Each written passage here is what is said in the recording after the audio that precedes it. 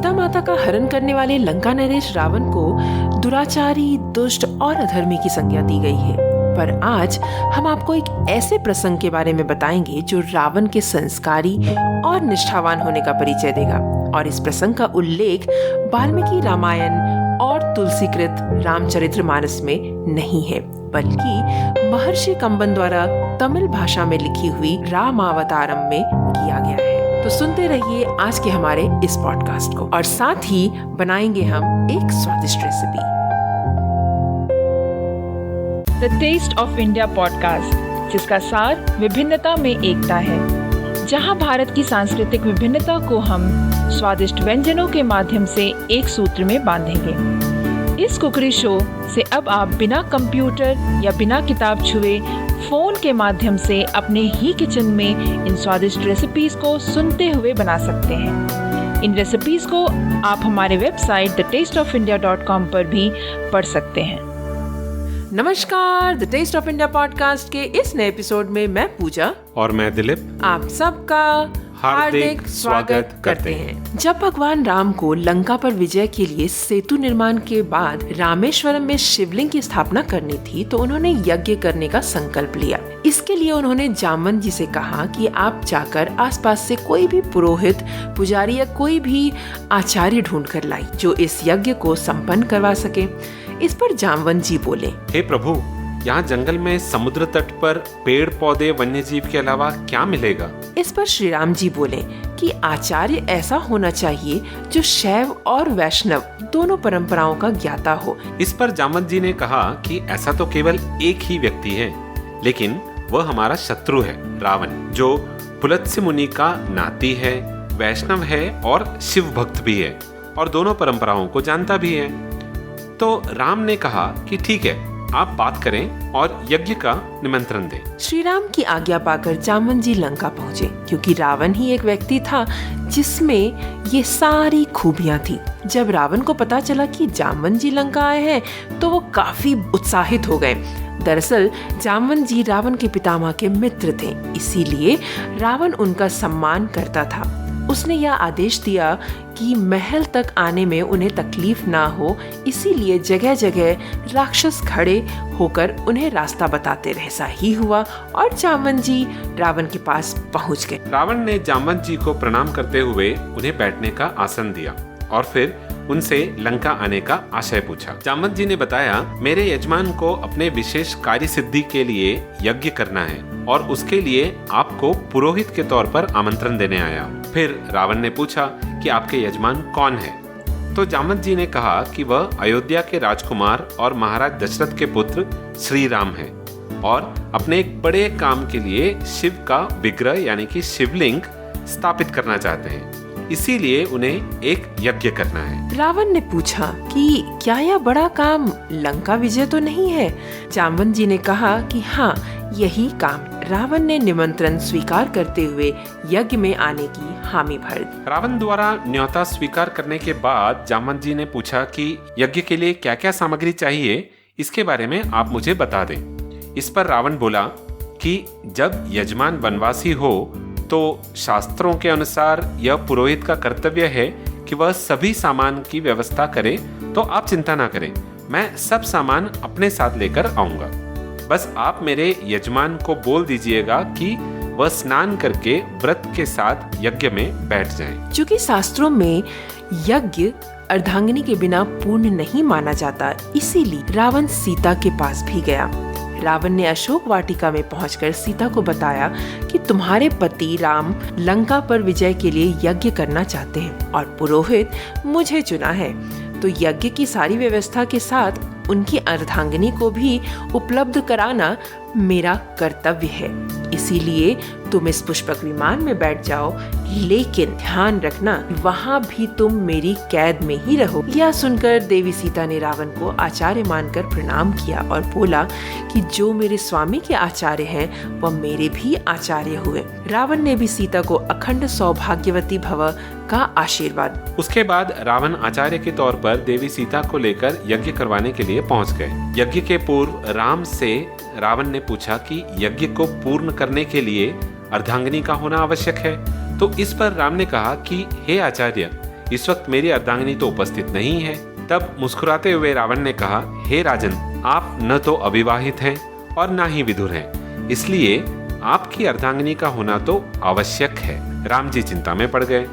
तब रावण ने कहा कि आप यज्ञ की तैयारी कीजिए। आपकी धर्मपत्नी पुष्पक विमान में बैठी हुई है, उन्हें आदर समेत ले आइए। यज्ञ संपन्न होने के बाद राम और सीता ने आचार्य रावण को प्रणाम किया और दक्षिणा मांगने को कहा। रावण ने कहा कि आप वनवासी हैं, तो मैं आपसे दक्षिणा नहीं ले सकता। मेरी दक्षिणा आप पर उधार है। राम ने कहा कि हे आचार्य, आप अपनी दक्षिणा बता दें ताकि समय आने पर हम देने के लिए तैयार रहे। तो इस बात पर रावण ने दक्षिणा के रूप में कहा कि जब मेरा अंतिम समय आए तो मेरे यजमान मेरे सामने रहे। यह कहकर रावण देवी सीता को अपने साथ पुष्पक विमान में लेकर चले जाते हैं। तो दोस्तों, इस कहानी से हमें ये पता चलता है कि क्यों श्री राम जी रावण के अंत समय पर लक्ष्मण जी को कहते हैं कि आप रावण के पास जाइए और उनसे ज्ञान प्राप्त कीजिए, क्योंकि रावण न सिर्फ ज्ञानी थे मगर वो संस्कारी और निष्ठावान भी थे। तो ऐसी कई सारी कहानियों के साथ हम हर हफ्ते आपके पास आते रहेंगे। तो सुनते रहिए the taste of India podcast. अब मेरे ख्याल से हमें बढ़ चलना चाहिए हमारे अगले पड़ाव पर, क्यों पूजा? राइट दिलीप, और हमारा अगला पड़ाव है आज की रेसिपी। तो दोस्तों, जैसा कि हमने आपको पिछले हफ्ते पापड़ी की रेसिपी बताई थी और हमने आपसे ये कहा था कि हम चाट की रेसिपी लेकर आने वाले हैं, तो बिल्कुल हम ऐसा ही करने वाले हैं और आज हम आपके सामने लेकर आए हैं पापड़ी चाट की रेसिपी। जी हाँ, ये दही पापड़ी चाट भी इसे कहते हैं। तो चलिए फटाफट से देख लेते हैं कि इस रेसिपी को बनाने के लिए हमें किन किन चीज़ों की आवश्यकता हो। उसके पहले हम सुनते हैं एक छोटा सा मैसेज हमारे स्पॉन्सर की तरफ से।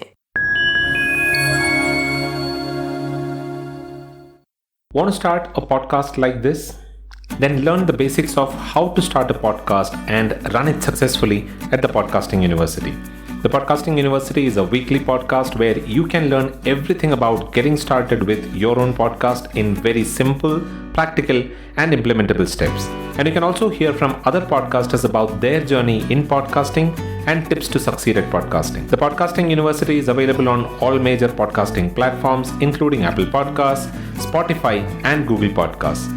Pick your favorite platform and search for the Podcasting University there. For more details, visit thepodcastinguniversity.com. चलिए देखते हैं कि इस रेसिपी को बनाने के लिए हमें किन किन चीज़ों की आवश्यकता हो। इस रेसिपी को बनाने के लिए हमें चाहिए होंगे पापड़ी, क्रिस्पी पापड़ी चाहिए होंगे 20, दही जो है हमें 250 ग्राम चाहिए होगा ठंडा, और आलू जो है हमें चाहिए होंगे 1 बड़े आलू ले लेंगे हम, जिसको कि हमें बॉईल करना है, और बॉईल करने के बाद इसको आप या तो चॉप कर लें या फिर इसको हल्का सा स्मैश कर लें।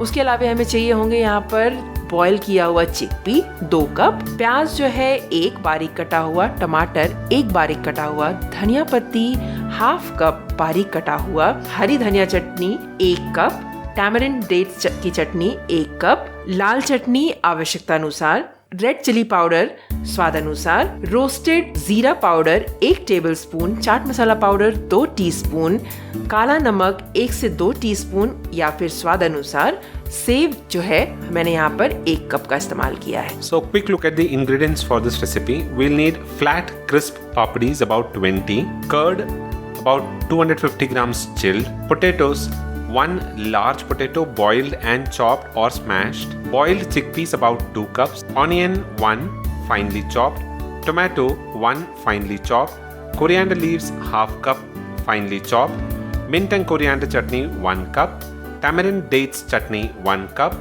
red chutney as required, red chili powder as per taste, cumin powder 1 tablespoon, chaat masala 2 teaspoon, black salt 1 to 2 teaspoon and save 1 cup। तो आइए देखते हैं कि इस रेसिपी को बनाते कैसे हैं। पर आगे बढ़ने से पहले मैं आपको बताना चाहूंगी कि ये रेसिपी में अगर आपको इंग्रेडिएंट्स का पता चल गया है तो बस आपको असेंबल करने की जरूरत है, और असेंबल ही नहीं, इनफैक्ट इस रेसिपी को आप जो है अपने तरीके से इसमें इंग्रेडिएंट की क्वांटिटी इंक्रीज या डिक्रीज कर सकते हैं, या फिर आपको कुछ और एक्स्ट्रा डालना है तो वो डाल सकते हैं। तो ये रेसिपी बनाना बहुत ही आसान है। तो यहाँ पर आज जो मैं आपको बताने वाली हूँ वो मैंने आज कैसे बनाया है वो देखते हैं। तो इसको सब बनाने के लिए हमने सबसे पहले, जैसे कि मैंने आपको कहा, हमें क्या करना है कि चिकपी मैंने यहाँ पर बॉयल लिया है। तो इसको बॉयल करने के लिए आपको क्या करना है कि रात भर आप चिकपी को जो है यानी कि काबुली चना को सोक कर दें और उसके बाद प्रेशर कुकर में इसको हमें सॉल्ट के साथ डालकर बॉईल कर लेना है। ये जब अच्छे से पक जाए तो इसके अंदर जो पानी है उसको ड्रेन कर दें और इसको साइड में रख। उसके अलावा हमें यहाँ पर आलू को भी उबाल लेना है, जिसको हम या तो मैश कर सकते हैं या फिर थोड़ा काट सकते हैं या फिर चॉप कर सकते हैं आप।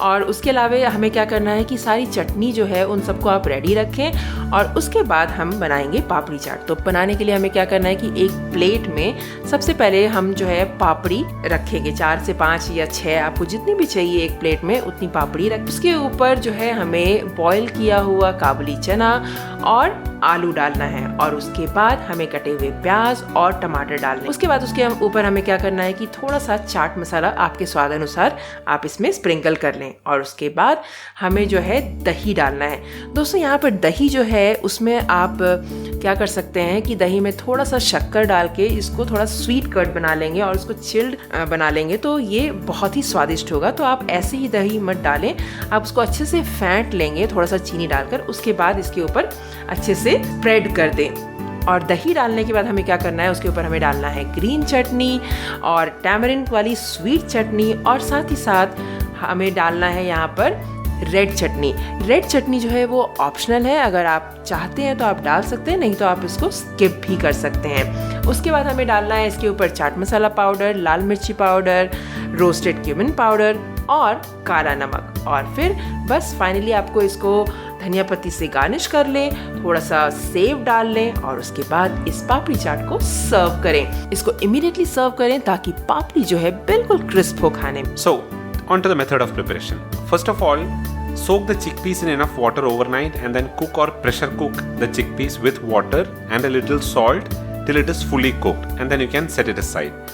You can boil the potatoes and mash it slightly, or you can even chop it into small pieces and keep all of the chutneys ready. Now it is time to make papdi chaat or assemble the papdi chaat.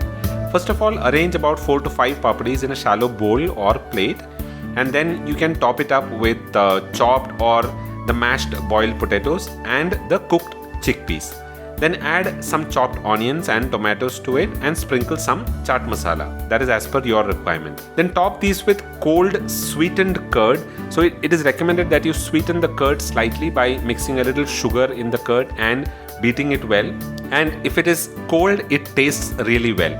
So top it with a little cold sweetened curd as much as you like.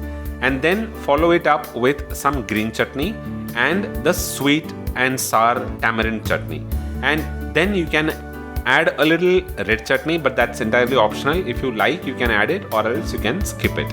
Then sprinkle some chaat masala powder, red chili powder, some roasted cumin powder and black salt, and finally garnish it with coriander leaves and then sprinkle some save on top and serve it immediately. Ensure that you're serving it immediately so that the papdi is crispy, and that is how it tastes amazing. तो दोस्तों, कैसी लगी आज की हमारी ये recipe? आप हमें बताना ना भूलें। और मैं आपको बता दूं कि ये पापड़ी चाट आप ज़रूर बनाएं और आप ये बहुत ही स्वादिष्ट बनती है। और क्योंकि हमने आपको पिछले ही पॉडकास्ट पापड़ी बनाने की रेसिपी बताई थी, तो अगर आप घर पे पापड़ी बनाकर बनाते हैं इस रेसिपी को, तो वो और भी ज़्यादा स्वादिष्ट हो जाता है। क्योंकि मार्केट में पापड़ी तो आपको मिल जाएगी, पर उसमें जो है ना स्वाद वो नहीं आएगा जो घर की बनी पापड़ी में आती है। Right Dilip? That is right. तो आप भी इस रेसिपी को ट्राई करें। और हाँ, सबसे इम्पॉर्टेंट बात इस रेसिपी में ध्यान देने वाली है, दही जो है ना दोस्तों बहुत ज़्यादा डालें, जितना हो सके उसमें दही डालें। और स्पेशली स्वीटेंड कर्ड जो है अगर आप डालते हैं और चिल्ड कर्ड डालते हैं, तभी इस रेसिपी का स्वाद ज़्यादा हो जाता है। तो वो एक इम्पॉर्टेंट पार्ट है इस रेसिपी का, ज़रूर डालें और बहुत सारा डालें, क्योंकि मुझे बहुत सारी दही डालकर पापड़ी चाट पसंद है। और मुझे भी। तो is that all that we have for today's episode? That's all, Dilip, for today. So do visit thetasteofindia.com for the step-by-step guide for this recipe and the printable transcript, and you will also be able to find all of the details about this recipe in there.